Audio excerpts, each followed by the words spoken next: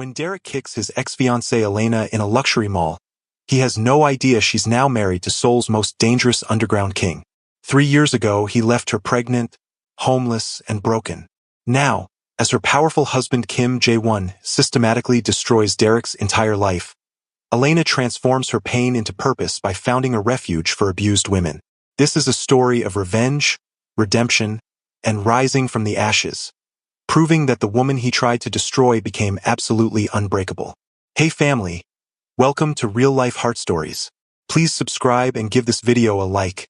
It truly means the world to us. Don't forget to share it with your friends and loved ones, and turn on post notifications so you never miss a new upload. Thank you so much for the support. Now, sit back, relax, and let's dive into today's story. Elena's head snapped back as Derek's hand connected with her shoulder, sending her crashing into the designer display. Glass Christmas ornaments exploded around her like frozen tears.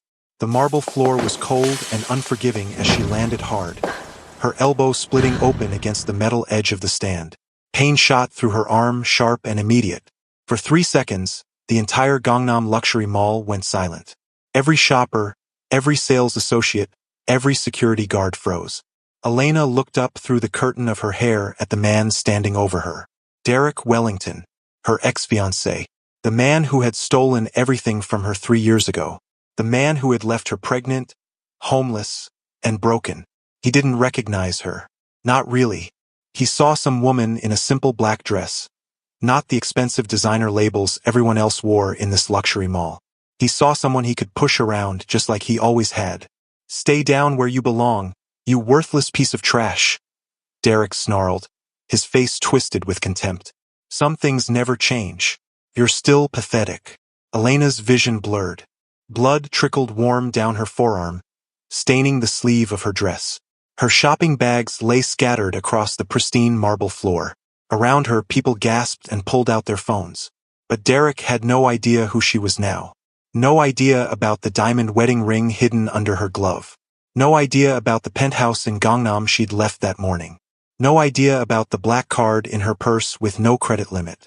And Derek definitely had no idea about her husband, Kim Jae-won, Seoul's most dangerous underground king.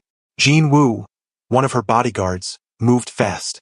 In 2 seconds, he had Derek face down on the floor, arm twisted behind his back. Taeyang, the other guard, was already on his phone, and Elena knew exactly who he was calling. Her hands shook as she reached for her own phone.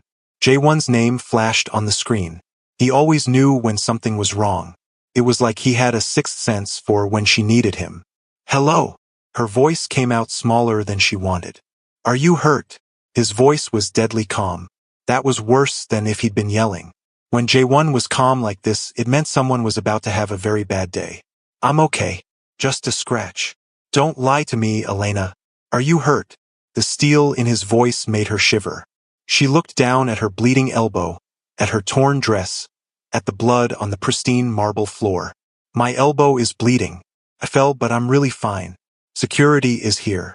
Who touched you? Each word was deliberate, controlled. Elena closed her eyes. She could hear the ice in his voice, the fury he was barely containing. My ex-fiancé, Derek. But it's okay, security has him. Put Taeyang on the phone. Now. She handed her phone to Taeyang with trembling fingers. She watched his face go pale as he listened to whatever Jae-won was saying. He responded in rapid Korean, too fast for her to follow with her intermediate skills. She caught words like blood and injured and waiting. Then he handed the phone back, his expression a mixture of fear and something like pity for Derek. Baby, she said softly into the phone. I'm 8 minutes away, Jae-won said. Don't let him leave.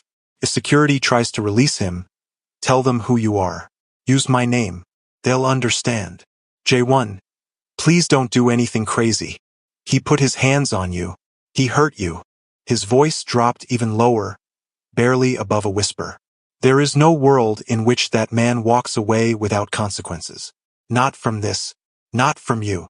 The line went dead. Derek was shouting now, his face pressed against the marble. Let me go. She's crazy. I'll sue all of you. Do you know who my father is? His girlfriend, a woman in head-to-toe designer wear with a Chanel bag and Louboutin heels, was screaming at the security guards. He didn't do anything wrong. That woman attacked him. You all saw it. She probably staged this whole thing. Ma'am, we have it on camera, one security guard said patiently, pointing up at the mall's surveillance system. We saw everything. Your boyfriend assaulted this woman. She's the victim here. Victim? The girlfriend laughed shrilly. Look at her. She's probably some gold digger trying to get money from Derek. This is clearly a setup. Elena sat there on the cold floor, her whole body shaking. 3 years. She'd thought she was over this. Thought she'd healed. Thought the therapy and the new life and the love of a good man had erased the scars. But seeing Derek brought it all back like a tidal wave, drowning her in memories. The pain, the betrayal, the nights crying in her car because she had nowhere else to go.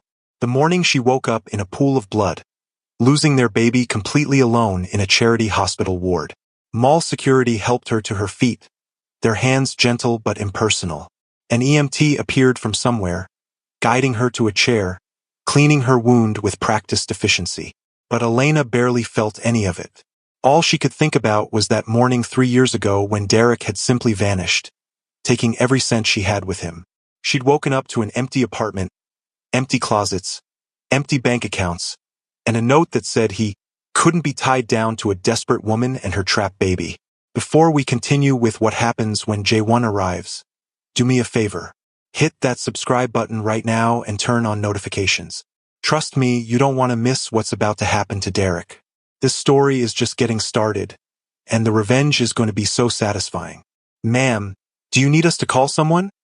The EMT asked, wrapping her elbow in clean white gauze. Family? A friend. My husband is already on his way, Elena said quietly, her voice steadier now. Derek heard that from where Jin-Woo still held him down. His head jerked up, eyes wide. Husband? You actually found someone desperate enough to marry you? What did you do? Trap another poor fool with a fake pregnancy. The words hit Elena like physical blows, each one a knife twisting in old wounds. Jin-Woo pressed Derek's face harder into the floor, making him grunt in pain.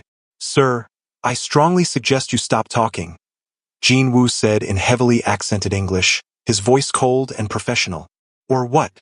You'll assault me too? Derek spat. I want to press charges against all of you, starting with that pathetic excuse for a woman. She's probably paying you. How much is she giving you to play this little game?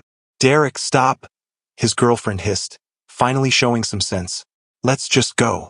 This isn't worth it. No, she needs to learn her place, just like she needed to learn it 3 years ago when I left her worthless self behind. Derek's eyes found Elena's across the space between them. Did you tell your new husband about how clingy you are? How needy and desperate? Did you tell him you probably got pregnant on purpose to trap me? Elena felt tears burning in her eyes, but she refused to let them fall. Not for him. Never again for him. Did you tell him you lived in your car because you were too pathetic to ask anyone for help? Derek continued, his voice rising. That you lost the baby because you couldn't take care of yourself? None of that was my fault. You were the problem. You've always been the problem. Security had moved them to a back office by the time J1 arrived. Elena heard him before she saw him. The sharp click of expensive shoes on marble. The immediate deference in everyone's voices. The way the air itself seemed to change, becoming heavier, more charged with tension. Then the door opened, and there he was. J1 was still in his 3-piece suit from his business meeting, charcoal gray with a subtle pinstripe, perfectly tailored to his frame. But there was nothing civilized about him now. His expression was carved from stone, jaw tight, eyes blazing. His eyes were black with fury, darker than she'd ever seen them. 6 of his men followed him, all armed, all wearing the same cold expression. They moved like a unit, like predators surrounding prey. But when J1 looked at Elena, his face softened just slightly. He crossed to her in 3 strides, his hands cupping her face with devastating gentleness that contrasted sharply with the violence radiating from every other part of his body. Let me see. It's just a scratch, she whispered, trying to smile for him. His eyes traveled over her torn dress, the bandage on her elbow, the tear tracks on her cheeks she thought she'd hidden. He took in every detail, cataloging every injury, every sign of distress. When he looked at